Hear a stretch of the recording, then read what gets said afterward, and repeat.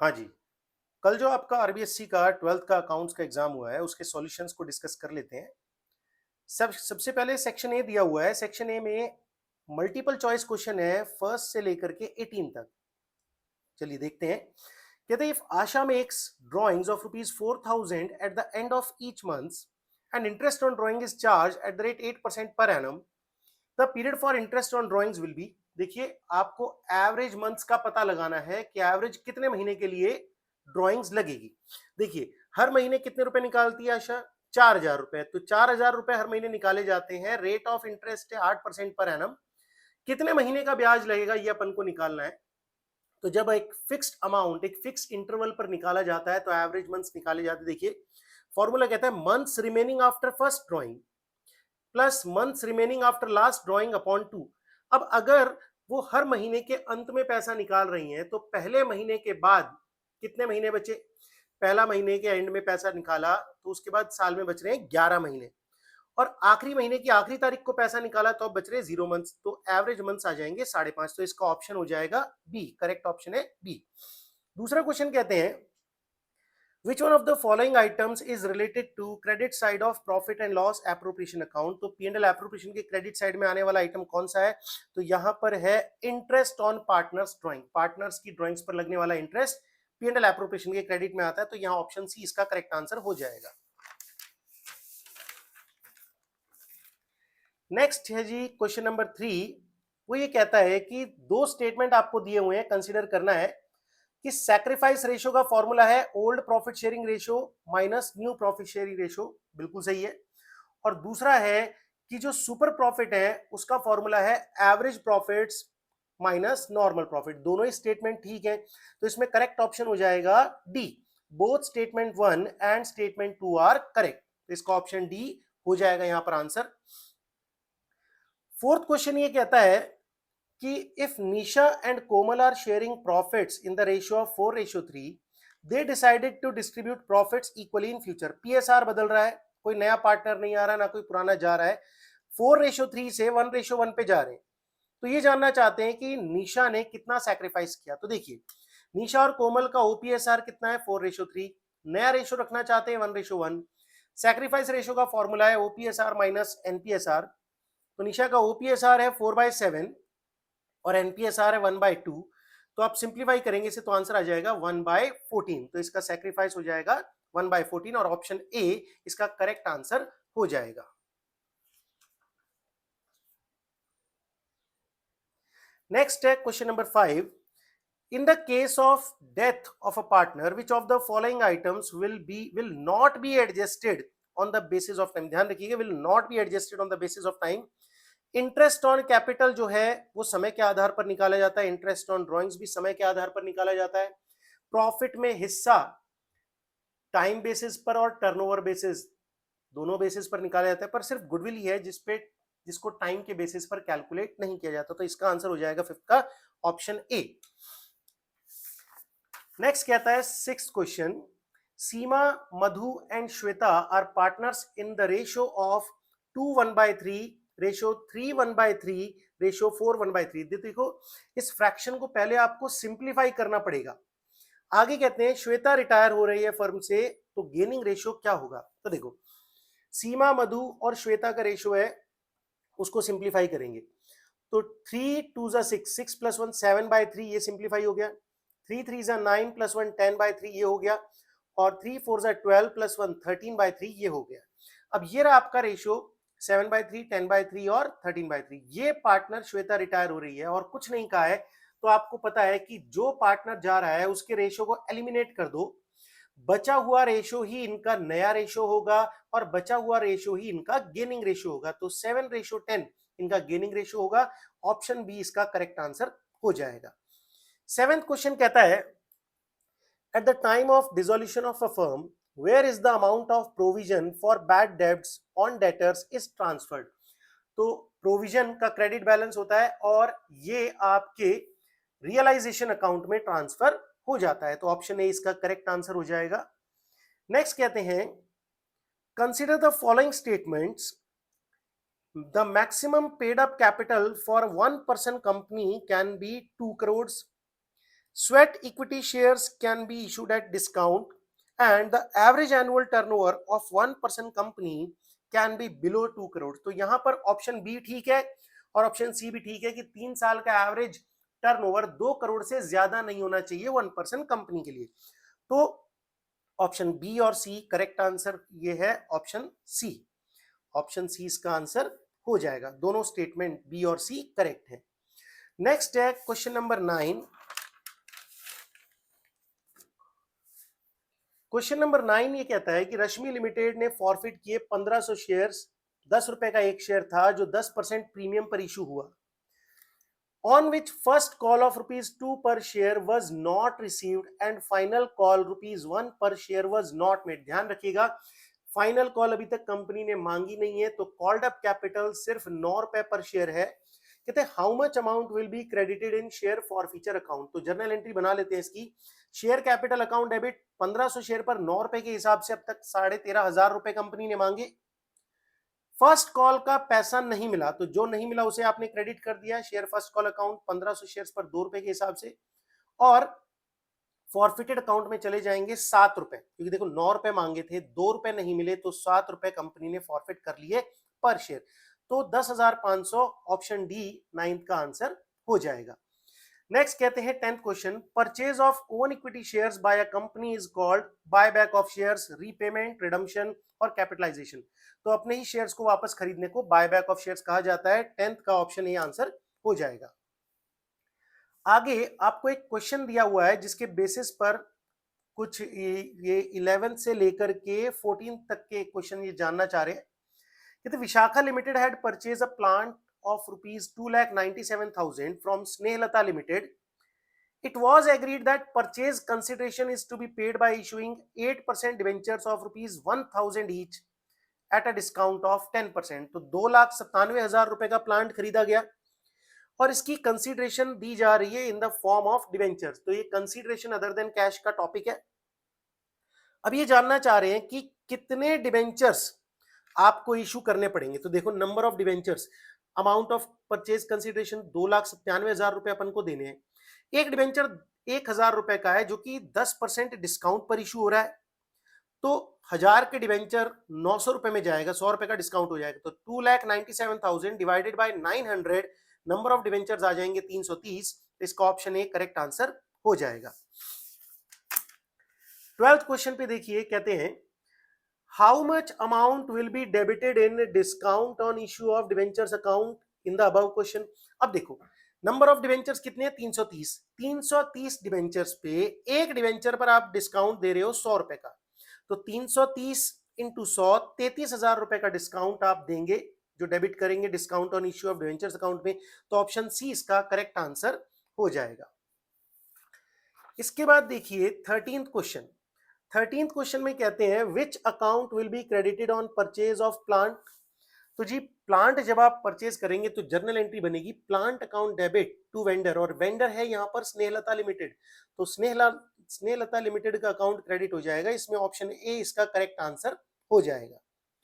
Next है 14th question में how much amount will be credited in 8% debentures account in the above questions.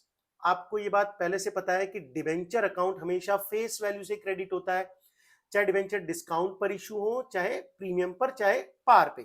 तो number of debentures कितने थे, 330 अपन ने निकाले, 1,000 रुपए उसकी फेस वैल्यू है, तो डिवेंचर अकाउंट क्रेडिट हो जाएगा 3,30,000 से। ऑप्शन डी इसका करेक्ट आंसर हो जाएगा। नेक्स्ट 15th क्वेश्चन कहता है according to the Indian Companies Act 2013 the term sundry creditor has been replaced by which term. Trade receivable, trade payable, trade debtors और bills payable. तो ये सही answer इसका है, ट्रेड पेबल से उसको रिप्लेस किया गया है, तो इसका ऑप्शन बी करेक्ट आंसर हो जाएगा। 16th क्वेश्चन कहते हैं गायत्री लिमिटेड का करंट रेशियो है 0.5:1। What will the effect on the current ratio if goods purchased for cash। तो देखो आपको दिया हुआ है कि करंट रेशियो है 0.5:1। आप मान के चलिए कि करंट एसेट है 50,000 के और करंट लायबिलिटी है 1 लाख की, तो 0.5:1 ये हो गया। इन्होंने कहा कि गुड्स परचेज किए कैश में, मान के चलो 10,000 का माल आपने कैश में खरीदा, तो करंट एसेट पे तो कोई फर्क ही नहीं पड़ेगा। 10,000 रुपए कैश जाएंगे, इतने 10,000 रुपए का माल इसमें जुड़ जाएगा, तो सेम टू सेम रेशियो रहेगा, कोई इस पे चेंज नहीं आएगा। तो ऑप्शन डी इसका करेक्ट आंसर हो जाएगा, नो चेंज। नेक्स्ट है 17th क्वेश्चन। अब ध्यान दीजिएगा 17th क्वेश्चन जो है आपके सिलेबस में नहीं था, ये रेशियो एनालिसिस में मार्केट रेशियो में से आया हुआ है, पर क्योंकि हमने इसको पहले ही कर लिया था, हमें ये पता था कि बोर्ड इधर उधर से कई बार लास्ट ईयर भी ऐसा इन्होंने कुछ किया था, जो चीज सिलेबस में नहीं थी वो दे दी थी, तो हमने इसको कवर कर लिया था। तो देखो कहते हैं if the market price of a company is 16 पर share and the earning per share is rupees 3.2, then the price earning ratio will be, देखो प्राइस अर्निंग रेशियो का फॉर्मूला है मार्केट प्राइस पर share upon earning per share. तो market price है 16 रुपए, earning per share है 3 रुपए 20 पैसे, तो प्राइस अर्निंग रेशियो हो जाएगा 5 रुपए। तो आंसर इसका ऑप्शन बी हो जाएगा 5 रुपए। नेक्स्ट कहते हैं MCQ last question, purchase of a plant for cash is, अब देखो आप प्लांट परचेज कर रहे हो तो ऑब्वियस सी बात है कैश जाएगा, तो कैश का आउटफ्लो है ये, ऑप्शन ए इसका करेक्ट आंसर हो जाएगा। एमसीक्यू के बाद नेक्स्ट क्वेश्चन नंबर 2 है आपका फिल इन द ब्लैंक्स का, जो फिल इन द ब्लैंक से 1 से 6 तक। तो सबसे पहला है the amount of interest on capital is shown in debit side of profit and loss appropriation account. आप जब P&L एप्रोप्रिएशन अकाउंट बनाते हैं तो डेबिट साइड में बताते हैं कि पार्टनर्स को क्या क्या मिल रहा है फर्म से, तो इंटरेस्ट ऑन कैपिटल पार्टनर को मिलेगा, देने वाली फर्म है तो फर्म उसे डेबिट करेगी इंटरेस्ट ऑन कैपिटल को। नेक्स्ट कहते हैं द कैश और non cash items bought by a new partner to acquire a share in the firm's profit is called goodwill और premium। तो देखो जब नया पार्टनर आता है, दो चीजों के ऊपर उसका हिस्सा रहता है, फर्म के एसेट्स में हिस्सा लेने के लिए वो कैपिटल लाता है, और फर्म के फ्यूचर प्रॉफिट्स में हिस्सा लेने के लिए गुडविल लेके आता है, जिसे अपन प्रीमियम के नाम से भी जानते हैं। Next the balance of dash account is capital gain for the company, share forfeiture और जनरल। तो शेयर फॉरफीचर अकाउंट एक कैपिटल नेचर का प्रॉफिट है, रोजाना होता नहीं है इस तरह का प्रॉफिट, शेयर जब्त किए जाते हैं, तो शेयर फॉरफीचर अकाउंट जो है वो कैपिटल नेचर का प्रॉफिट है। नेक्स्ट 4th पॉइंट कहते हैं the rate of return on debentures is called dividend और इंटरेस्ट। इंटरेस्ट इसका सही आंसर है, डिबेंचर होल्डर्स को रिटर्न के रूप में ब्याज मिलता है। नेक्स्ट कहते हैं those assets which are realised within dash months are called current assets. तो एक साल के अंदर अंदर जो रियलाइज हो जाती है 12 महीने के अंदर, उन्हें करंट एसेट कहा जाता है। Next 6th fill in the blanks जो है कहते हैं while preparing the cash flow statement deferred tax is a dash item, ये नॉन कैश आइटम है। ठीक है जी, आगे बढ़ते हैं question number 3, very short answers type question, ये भी एक एक नंबर के हैं 1 से 12 तक। कहते हैं in the case of admission of a new partner the balance of accumulated loss is written off in which ratio. देखो जी कोई नया पार्टनर आ रहा है तो उसके आने से पहले के प्रॉफिट्स और लॉसेस पर पुराने पार्टनर्स का अधिकार है, वो भी पुराने रेशियो में। तो किस रेशियो में बांट लिया जाएगा accumulated loss? In OPSR, old profit sharing ratio. Next कहते हैं second question, Mahavir and Jitendra are partners in a firm sharing profits in the ratio of 4:3। They admitted Vaibhav for 1/5 share in profit which he received from Jitendra. Calculate the sacrificing ratio। देखो जी महावीर और जितेंद्र का पुराना ratio है 4:3, नया partner वैभव आ रहा है 1/5 share के लिए, जो अपना पूरा हिस्सा किससे ले रहा है? जितेंद्र से ले रहा है। तो सारा का सारा सैक्रिफाइस कौन कर रहा है? जितेंद्र कर रहा है। तो जितेंद्र का सैक्रिफाइस कितना हो जाएगा? जितना वैभव ले रहा है हिस्सा, तो सैक्रिफाइसिंग रेशियो हो जाएगा 1/5:0। तो जितेंद्र का 1/5 सैक्रिफाइस हो जाएगा और महावीर का 0। आगे बढ़ते हैं, थर्ड क्वेश्चन कहता है at the time of admission of a new partner where is the value of the unrecorded liabilities transferred. Unrecorded liabilities जो कि बुक्स में अभी तक नहीं थी, at the time of admission कहां जाएंगी जी? रीवैल्यूएशन अकाउंट में जाएंगी। रिवैल्यूएशन अकाउंट में अनरिकॉर्डेड एसेट्स और अनरिकॉर्डेड लायबिलिटीज को अपन ट्रांसफर कर देते हैं। Next, which account is credited when lump sum payment is made to retiring partner. तो भाई क्या एंट्री होगी रिटायरिंग पार्टनर को जब अपन लम सम पेमेंट करेंगे? उसकी कैपिटल खत्म हो, कैश या बैंक अकाउंट आप क्रेडिट करेंगे, तो बैंक या कैश अकाउंट क्रेडिट हो जाएगा। नेक्स्ट 5वां क्वेश्चन कहता है write any one uses of security premium account. तो देखो सिक्योरिटी प्रीमियम के 5 यूजेज हैं, आप कोई भी एक लिख करके आए होंगे। वो आपकी चॉइस थी। यहां पर मैंने लिख दिया है कि अपने ही शेयर्स का बायबैक करने के लिए कंपनी सिक्योरिटी प्रीमियम का यूज कर सकती है to buy back its own shares. छठा क्वेश्चन कहता है when shares are issued at premium and the premium is realized which account will be debited at the time of their forfeiture। देखो premium पे share issue हुए थे और premium मिल गया तो उसे भूल जाओ, उसको कंसिडर ही मत करो। तो ऐसी सिचुएशन में सिर्फ सिर्फ शेयर कैपिटल अकाउंट डेबिट होगा, वो भी कॉल्ड अप कैपिटल से। सिक्योरिटी प्रीमियम डेबिट नहीं होगा क्योंकि वो रियलाइज हो गया, वो वसूल हो चुका है।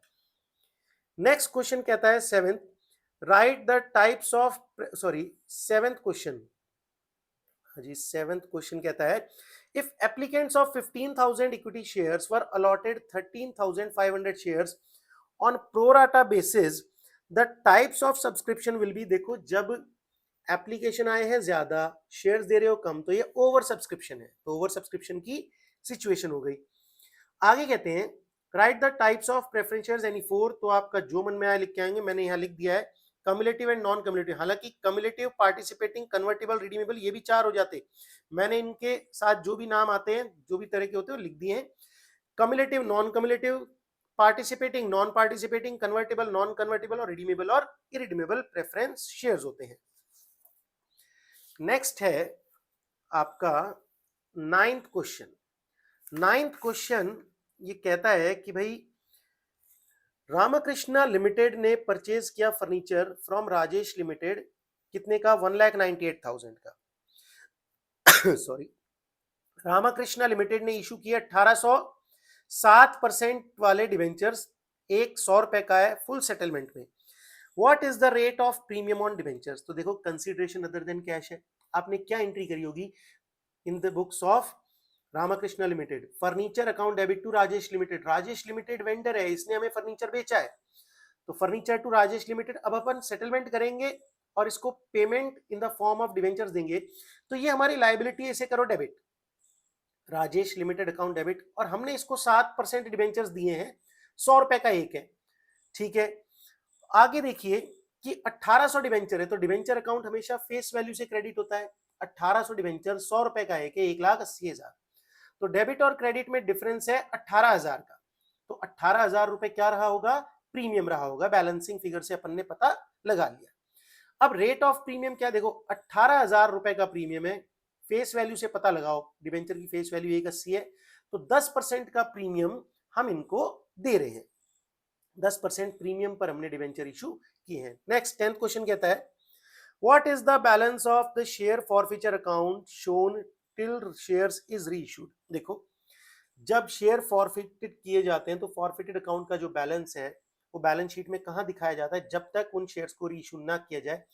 इक्विटी और लायबिलिटी साइड की हेडिंग होती है शेयर होल्डर्स फंड, उसकी सब हेडिंग शेयर कैपिटल में subscribe but not fully paid up capital में ऐड करके आप उसे दिखाएंगे। नेक्स्ट कहता है 11th question right the difference between share and debentures on the basis of voting rights.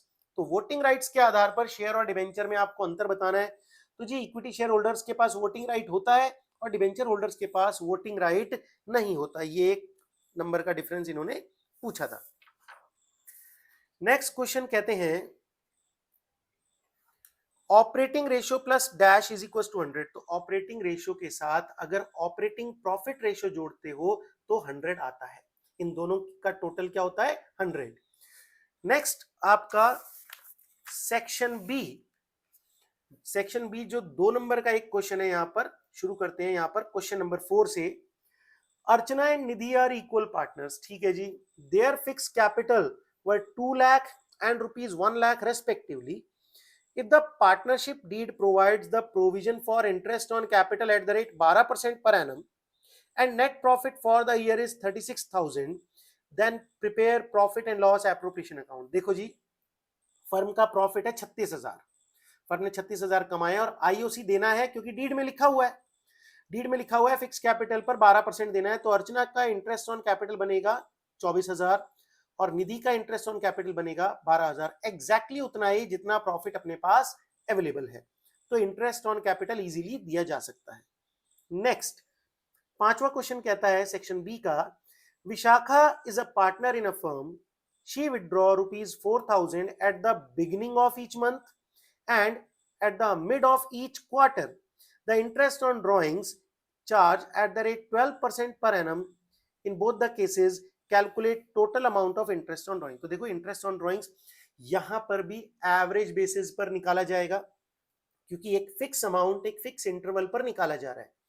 पहले देखिए when Vishakha withdraw ₹4000 per month, हर महीने अगर 4000 रुपए वो निकालती है, कब? At the beginning of each month. तो देखो अगर 4000 रुपए महीने निकालती है तो 48,000 पूरे साल के हो गए। रेट ऑफ इंटरेस्ट है 12% की और एवरेज 6.5 महीने का ब्याज लगेगा। कैसे निकलेगा? Month remaining after first drawing, तो पहली तारीख को ही साल की शुरुआत में ड्रॉइंग्स करी तो पूरे साल में कितने महीने बाकी हैं पहली ड्रॉइंग के बाद? 12। Month remaining after last drawing, एक महीना बचा है आखिरी ड्रॉइंग के बाद अपॉन 2, तो 6.5 महीने का एवरेज ब्याज लग जाएगा। तो ये अमाउंट आ जाएगा 3120। नेक्स्ट कहते हैं व्हेन विशाखा विथड्रॉ ₹4000 पर quarter in the mid of each quarter. तो देखो साल में 4 क्वार्टर होते हैं और मिड ऑफ ईच क्वार्टर अगर वो पैसा निकाल रही है तो पहला क्वार्टर हुआ 3 महीने का, तो 3 महीने के बीच में तो 1.5 महीने तो जा चुके। अब 10.5 महीने बाकी हैं साल में और आखिरी क्वार्टर के बीच में निकालेंगे तो 1.5 महीने बाकी है साल में, तो एवरेज आ गए 6 महीने। तो 4 क्वार्टर अगर पैसा निकाला 4000 रुपए के हिसाब से तो 4 के हिसाब से 16,000 रुपए टोटल ड्रॉइंग्स हुई। 12% से 6 महीने का ब्याज 960 रुपए बनता है। नेक्स्ट क्वेश्चन, क्वेश्चन नंबर 6 कहते हैं Uma and Heena are partners in a firm sharing profits in the ratio of 1:3। OPSR दिया हुआ है। On that date the goodwill of the firm was valued at 18,000। They decided to distribute profits in the ratio of 2:1 in future. Pass necessary entry for adjustment of goodwill. देखो OPSR दिया हुआ है, एनपीएसआर दिया हुआ है, ये कोई नया पार्टनर नहीं आ रहा है ना कोई पुराना जा रहा है, ये अपने पीएसआर को बदल रहे हैं और जिस दिन पीएसआर बदल रहे हैं ना उस दिन उनकी गुडविल कितनी है? 18,000। तो आपको अपना पुराना तरीका बताया ही हुआ है कि कोई सैक्रिफाइस या गेनिंग रेशियो यहाँ पर जरूरत नहीं है। आप ये देखो कि उमा और हिना ये गुडविल जो कि फ्यूचर प्रॉफिट्स ही है, कैसे बांटा करते थे पहले? अगर 18,000 प्रॉफिट चेंज रेशियो चेंज करने से पहले आते थे तो ये 1:3 में बांट लेते थे। 4500 इसको मिलते और 13,500 इसको मिलते। अब फ्यूचर में इसी 18,000 को कैसे बांटेंगे? 2:1 में। तो 12,000 इसको मिला करेंगे, 6,000 इसको। तो देखो पूमा को पहले मिलते थे 4500, अब मिलेंगे 12,000, तो इसको गेन हो रहा है 7500 रुपए का। इसको 13,500 मिलते थे, अब सिर्फ 6,000 मिला करेंगे तो इसको लॉस हो रहा है या सैक्रिफाइस ये कर रही है 7,500 का। तो जो गेनिंग पार्टनर है वो सैक्रिफाइसिंग पार्टनर को कंपनसेट करेगा। तो एंट्री हो जाएगी Puma's capital account debit to Heena's capital account. ठीक है जी। तो कैपिटल के साथ करंट अकाउंट स्लैश करके भी लिख सकते हैं, पूमाज कैपिटल और current account debit to Heena's capital और करंट अकाउंट 7,500। अगला क्वेश्चन है क्वेश्चन नंबर 7। इसमें कह रहे हैं कि Archana Sana and Sapna are partners in a firm. Sapna retires from the firm on that date the capital account shows credit balance of 1,20,000 which is to be paid in 2 equal half yearly installments with interest at the rate 10% per annum. Calculate the amount to be paid with each installment। देखो 1,20,000 रुपए उसको देने हैं हमें retirement पर, उसकी capital का balance 1,20,000 रुपए बोल रहा है, जो 2 हाफ ईयरली इंस्टॉलमेंट में देंगे हम बराबर बराबर। तो देखो पहली हाफ ईयरली जो इंस्टॉलमेंट है उसमें ब्याज मिलेगा 1,20,000 पर। देखो 60,000 की 2 इंस्टॉलमेंट होंगी पर इनमें ब्याज अलग से जोड़ना पड़ेगा। तो पहले 6 महीने में जो ब्याज मिलेगा वो 1,20 पर मिलेगा। तो 1,20,000 के ऊपर 10% का ब्याज 6 महीने का बनता है 6,000। तो ब्याज के 6,000 और 60,000 रुपए प्रिंसिपल के, तो total first half year instalment में मिलेंगे 66,000। अब सेकेंड इंस्टॉलमेंट में जो प्रिंसिपल अमाउंट बचा है वो 60,000 बचा हुआ है।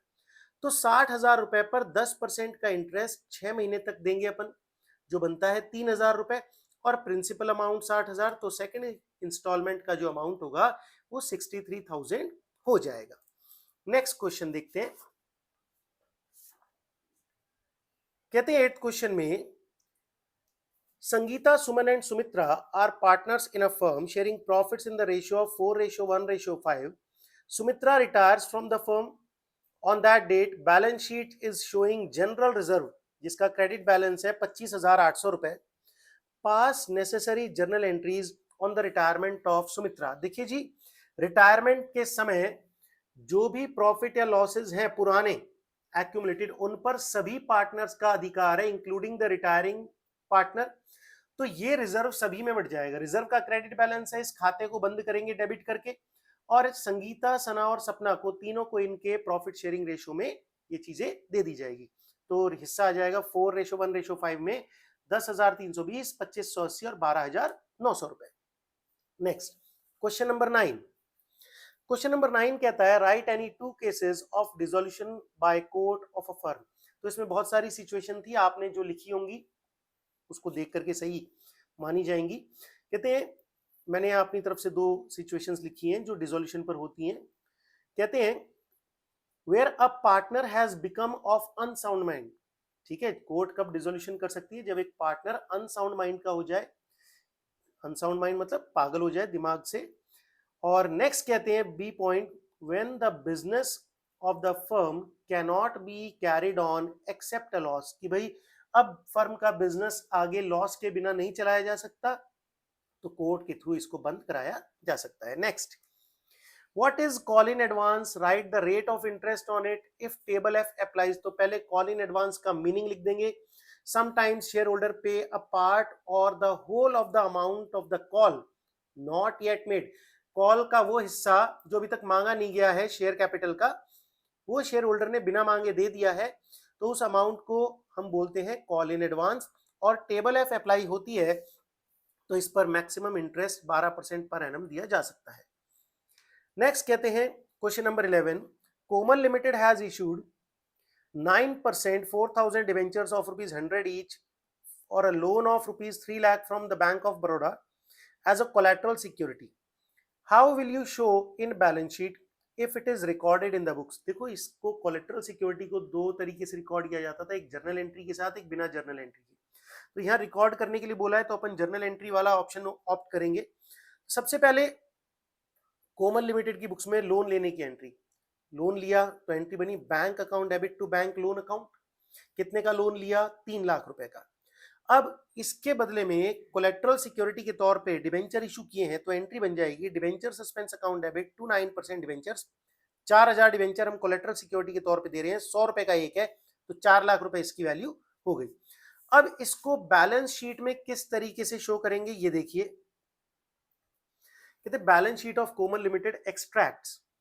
कहते हैं इक्विटी और लायबिलिटी साइड में नॉन करंट लायबिलिटीज में लॉन्ग टर्म बोरोइंग्स में आएंगी ये सारी चीजें। तो लॉन्ग टर्म बोरोइंग कितनी की? 3 लाख की। अब ये 3 लाख कैसे आया देखिए नोट्स में। नोट नंबर 1 में लॉन्ग टर्म बोरोइंग में बैंक लोन है 3 लाख का, debentures as a collateral security 4 lakh रुपए के हैं, और डिवेंचर सस्पेंस अकाउंट से इसको कैंसिल कर दिया गया, तो नेट वैल्यू जो है वो 3 लाख रुपए ही रहेगी। इस तरीके से प्रेजेंट इसको किया जाता है बैलेंस शीट में। नेक्स्ट 12th क्वेश्चन कहता है write any two subheads of non-current liabilities major heads as per schedule 3rd part 1 of the Indian Companies Act 2013। तो नॉन करंट लाइबिलिटीज की 2 सब हेडिंग्स बतानी है, जो भी आपको सही लगे आप बता सकते थे। कहते लॉन्ग टर्म बोरोइंग ये आ जाएगी नॉन करंट लाइबिलिटी, और लॉन्ग टर्म प्रोविजन, ये 2 मैंने यहां पर दिखा दी। नेक्स्ट 13th क्वेश्चन कहता है if the net profit earned during the year is 52,000 and debtors and creditors in the beginning and at the end of the year are as follow। तो जी debtors की position शुरुआत में 20,000 की थी, फिर 12,000 रह गए, क्रेडिटर्स 10,000 के थे, 25,000 के हो गए। Cash flow from operating activities आपको बताना है। तो देखिए शुरुआत करेंगे अपने नेट प्रॉफिट से 52,000, फिर डिक्रीज इन डेटर्स प्लस होगा, क्योंकि डेटर्स अगर घट रहे हैं तो पैसा आया होगा, और क्रेडिटर्स बढ़ रहे हैं इसका मतलब हमने उनसे उधार लिया है जिसकी वजह से कैश का आउटफ्लो रुका है, तो ये भी प्लस किया जाएगा। और फाइनल जो ऑपरेटिंग एक्टिविटी से रिजल्ट आएगा आपका वो आ जाएगा 75,000। तो यहां पर आपका सेक्शन बी भी कंप्लीट हो जाता है। नेक्स्ट है आपका सेक्शन सी।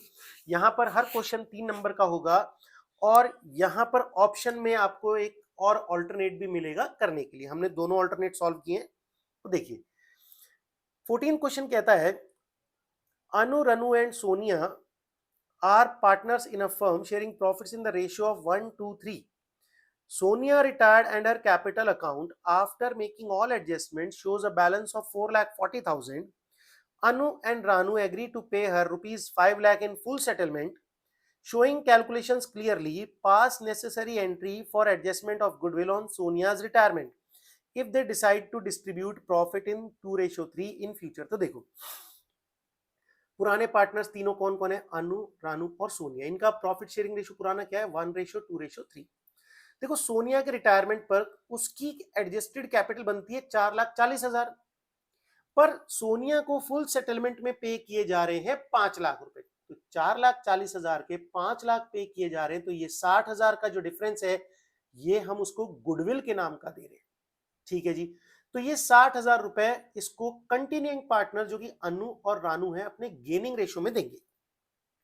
अब अनु का गेन क्या है, देखो नया रेशियो है इनका 2:3, तो 2/5 अनु का नया रेशियो, और ओल्ड रेशियो क्या था 1/6, तो इसका जो गेनिंग रेशियो है वो 7/30 है।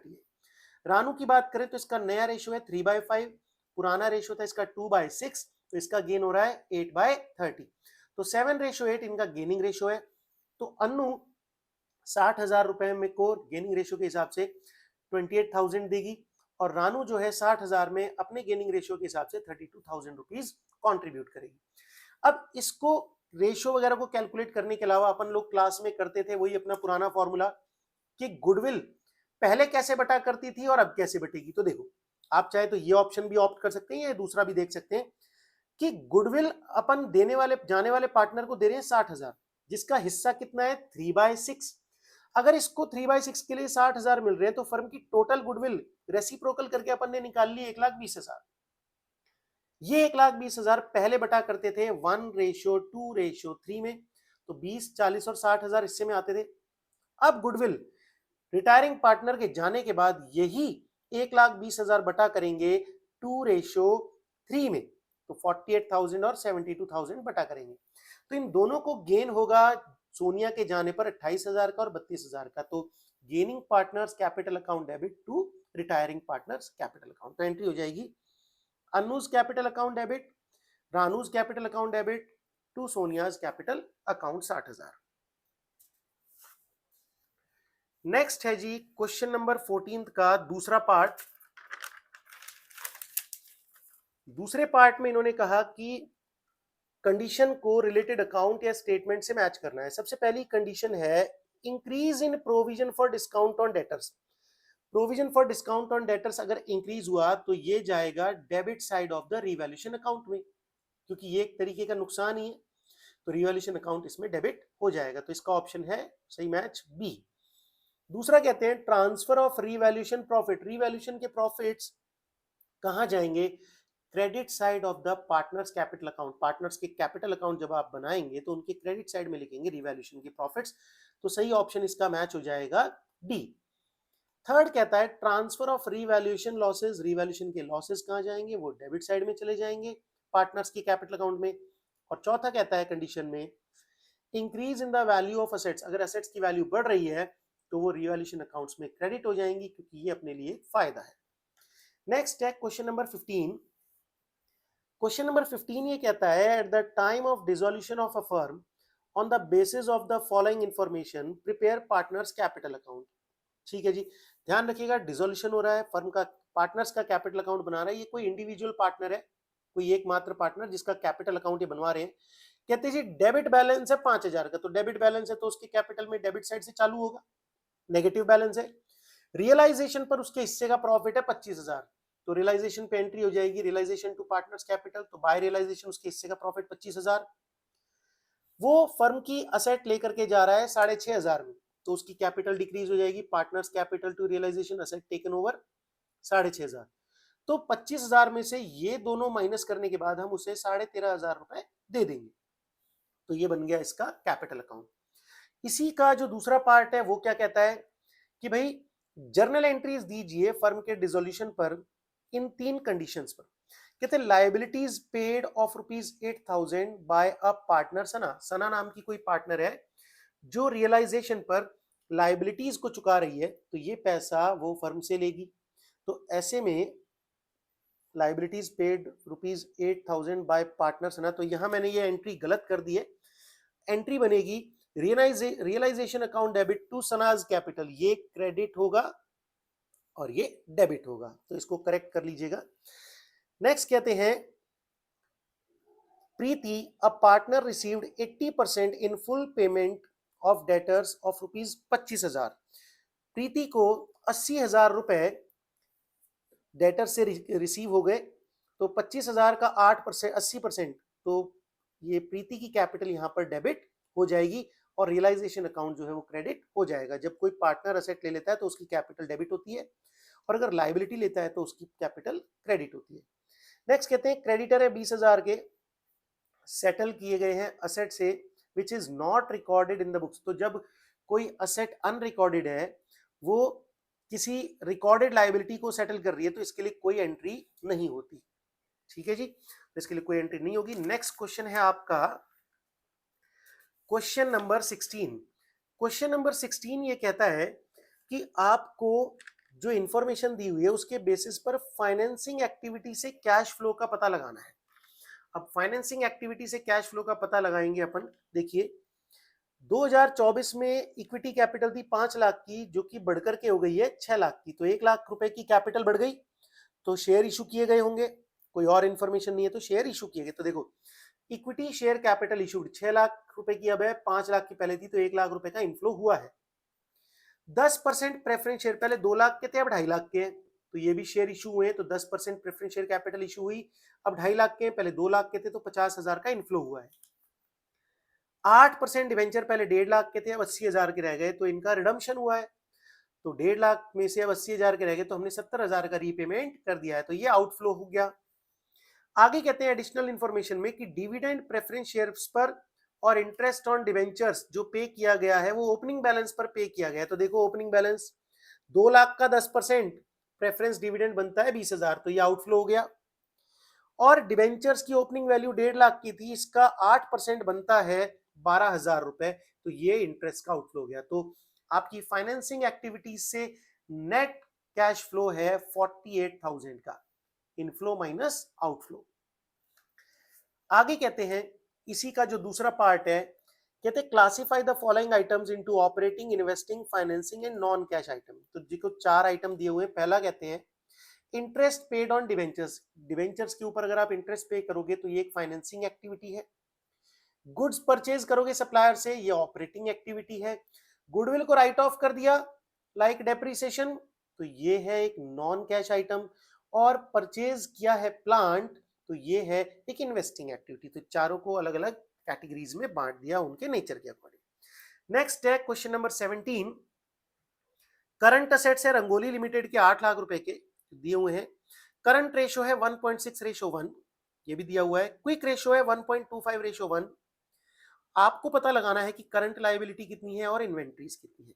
तो देखिए अगर करंट लायबिलिटीज का पता लगाना है वो 1 के बराबर है, तो अगर 1.68 लाख के बराबर है, करंट असेट्स 8 लाख के हैं और वो 1.6 के बराबर है, तो 1 की वैल्यू आ जाएगी डिवाइड करने पे 5 लाख, तो करंट लायबिलिटी अपनी हो गई 5 लाख रुपए। क्विक असेट्स वो उनका रेशो है 1.25:1। अगर 1 की वैल्यू पता है तो अब आप किसी की भी वैल्यू पता लगा सकते हो, तो करंट लायबिलिटी को 1.25 से मल्टीप्लाई कर दीजिए, आपके क्विक एसेट्स की वैल्यू आ जाएगी 6.25 लाख रुपए। इन्वेंट्री जो है वो करंट एसेट और क्विक एसेट्स के बीच का डिफरेंस होता है। तो करंट एसेट्स अगर 8 लाख के हैं, क्विक एसेट्स आपने 6.25 लाख रुपए के निकाले, तो आपकी इन्वेंट्री की वैल्यू आ गई 1,75,000 रुपए। ठीक है जी। 17th क्वेश्चन का ही जो दूसरा पार्ट है उसमें कहते हैं कि ग्रॉस प्रॉफिट और सेल्स का पता लगाइए, आपको जो इंफॉर्मेशन दी हुई है उससे। एवरेज इन्वेंट्री है 40,000, स्टॉक टर्नओवर रेशियो है 6 टाइम्स, सेल्स प्राइस जो है कॉस्ट से 25% ज्यादा है। तो देखो स्टॉक टर्नओवर रेशियो का फॉर्मूला क्या है, COGS upon average inventory. Inventory turnover ratio या स्टॉक टर्नओवर रेशियो दिया हुआ है कि वो 6 है, कॉग्स बटा एवरेज इन्वेंट्री, तो क्रॉस मल्टीप्लिकेशन से अपन को पता लगा कि कॉग्स की वैल्यू है 2,40,000। अगर कॉग्स 2,40,000 है, जीपी कॉग्स का 25% है, तो 2,40,000 का 25% होता है 60,000 रुपए। तो कॉग्स की वैल्यू पता है, जीपी पता चल गया, सेल्स हो जाएगा कॉग्स प्लस जीपी, तो 3 लाख रुपए की आपकी सेल्स हो जाएगी। नेक्स्ट अपना लास्ट सेक्शन है सेक्शन डी, उसमें 4 मार्क्स का एक क्वेश्चन है। तो देखिए 18th क्वेश्चन में पहला पार्ट, इसमें भी आइदर और है, आपको दो में से कोई एक ही करना है। तो देखिए, Smita and Sarita are partners in a firm sharing profits in the ratio of 3:7 on 31st March 2025 their balance sheet was as follow. Balance sheet में दिए हुए BP, general reserve, capital account दोनों पार्टनर्स के, bank balance, debtors less provision, plant, stock. कहते 1 अप्रैल 2025 को उन्होंने admit किया सुमन को as a new partner for 1/4 share in profit. किन कंडीशंस पर? कि सुमन लेकर के आएगी 1.5 लाख की कैपिटल और 50,000 रुपए की गुडविल। आगे कहते हैं सारे डेटर्स जो हैं वो गुड हैं, इट मींस अब हमें प्रोविजन की जरूरत नहीं है। पार्टनर्स कैपिटल अकाउंट बनाना है। देखो पार्टनर्स कैपिटल अकाउंट बनाना है मान लिया, पर इसके लिए हमें कुछ वर्किंग्स की तो जरूरत पड़ेगी।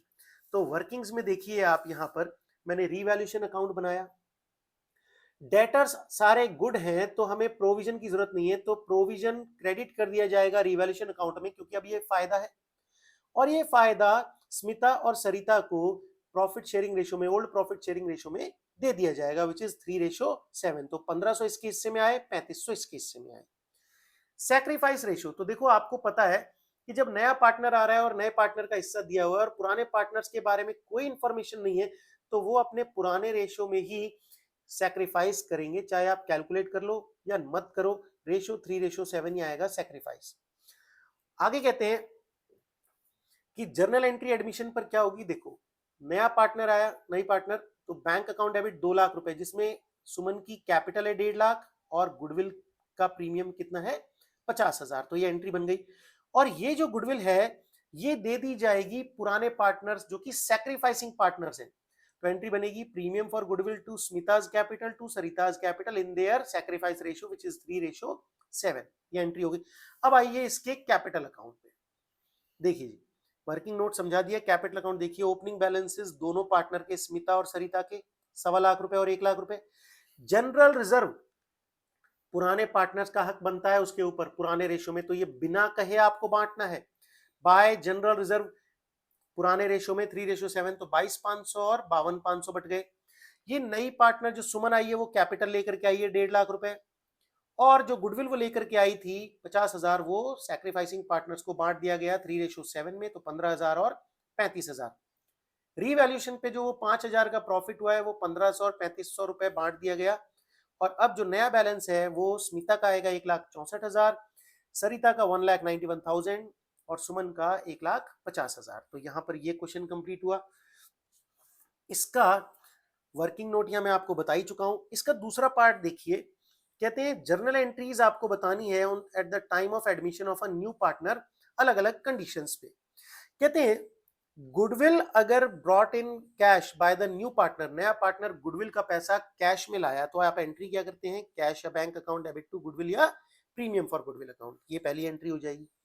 दूसरा कहते हैं on adjusting the amount of cash brought in as goodwill in the sacrificing ratio, तो ये जो गुडविल का पैसा आया ये सैक्रिफाइसिंग पार्टनर्स को दिया जाएगा, तो क्या एंट्री बनेगी, गुडविल या premium account debit to sacrificing partners capital या करंट अकाउंट। सैक्रिफाइसिंग पार्टनर्स को गुडविल का पैसा दे दिया जाएगा। आगे देखिए तीसरा पॉइंट क्या कहता है। तीसरा पॉइंट कहता है कि on adjusting the in the sacrificing ratio for not bringing cash for goodwill, अगर नया पार्टनर आ रहा है गुडविल का पैसा कैश में नहीं ला रहा है, तो हम ये पैसा या तो उसके कैपिटल अकाउंट से लेंगे या करंट अकाउंट से लेंगे, तो एंट्री बनेगी न्यू पार्टनर्स कैपिटल या current account debit to sacrificing partners capital या करंट अकाउंट।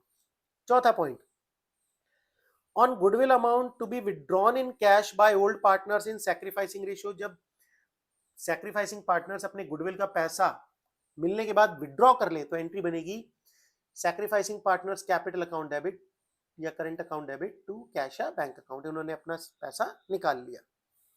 लास्ट कहता है for adjustment of goodwill amount in case of new partner bringing it in partial in cash, तो नया पार्टनर आ रहा है goodwill का पैसा कुछ तो कैश में ला रहा है और कुछ वो लेकर के नहीं आ रहा, तो हम वो पैसा उसके कैपिटल अकाउंट से ले लेंगे। तो देखो cash account debit, new partners capital account debit, to direct भी आप एंट्री कर सकते हैं टू सैक्रिफाइसिंग पार्टनर्स कैपिटल या करंट अकाउंट, या ऐसे भी कर सकते हैं cash account debit new partners capital account debit to premium for goodwill, और premium for goodwill account debit to sacrificing partners capital account. मैंने प्रीमियम फॉर गुडविल वाला खाता यहां पर खोला नहीं, डायरेक्टली एंट्री कर दी। नेक्स्ट कहते हैं 19th क्वेश्चन कंपनी अकाउंट्स का। कहते हैं Sanjeev limited invited applications for 50,000 equity shares of ₹10 each at 10% premium, amount payable are as follow. Application पे ₹4, अलॉटमेंट पे ₹5 इंक्लूडिंग प्रीमियम। अब ₹1 का प्रीमियम है क्योंकि ₹10 का 10% हो गया ₹1, तो कैपिटल के ₹4, प्रीमियम के ₹1। फर्स्ट एंड फाइनल कॉल पे ₹2। एप्लीकेशन रिसीव हुई है 45,000 शेयर्स के लिए, तो ये अंडर सब्सक्रिप्शन का केस है। 50,000 शेयर इशू किए, एप्लीकेशन 45 ही आई है। कहते Bhanu who was allotted 1,000 shares paid call money with allotment। Bhanu के पास कितने शेयर्स दिए हमने, 1000 शेयर्स दिए उसको, उसने अपना कॉल का पैसा अलॉटमेंट के साथ ही पे कर दिया। आपसे ये एंट्री मांग रहे हैं सिर्फ अलॉटमेंट तक। तो देखो अंडर सब्सक्रिप्शन का केस है, तो जितनी एप्लीकेशन आई है एंट्री उसके हिसाब से होगी। तो bank to share application 45,000 shares पर ₹4 के हिसाब से एप्लीकेशन आया 1,80,000। इस एप्लीकेशन अमाउंट को कैपिटल अकाउंट में ट्रांसफर कर देंगे, share application to share capital. Allotment का पैसा मांगेंगे, equity share allotment account debit to share capital to securities premium. Allotment पे कैपिटल का पैसा है ₹4 और प्रीमियम का पैसा है ₹1, तो 1,80,000 कैपिटल के और 45,000 प्रीमियम के हम मांग रहे हैं, टोटल ₹2,25,000 मांग रहे हैं। अब क्योंकि कोई डिफॉल्टर तो बताया नहीं है क्वेश्चन में, तो सारा पैसा जो हम मांग रहे हैं मिल रहा है। तो 2,25 तो हमें मिल नहीं थे, पर एक कौन है, किसका नाम बताया था, भानु ने अपने 1,000 शेयर्स पर कॉल का पैसा एडवांस में अलॉटमेंट पे ही दे दिया। तो एंट्री बनेगी bank account debit to share allotment to call in advance. Allotment में 2,25 आ गए और कॉल इन एडवांस 1000 शेयर पर ₹2 के हिसाब से कॉल इन एडवांस है, तो टोटल बैंक में पैसा आया 2,27,000। यहीं तक अपन से पूछा गया है। इसका सेकंड पार्ट देखिए।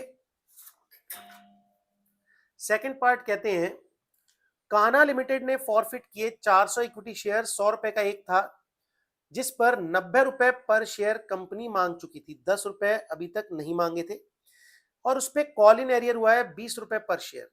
ठीक है, these shares the company reissued these shares at ₹90 per shares as fully paid up, pass necessary journal entries in the books of the company for forfeiture and reissue of shares and prepare share forfeiture account। तो देखो सबसे पहले forfeit करने की entry देखो, share capital account debit, कितने share अपन forfeit कर रहे हैं, 400 शेयर्स।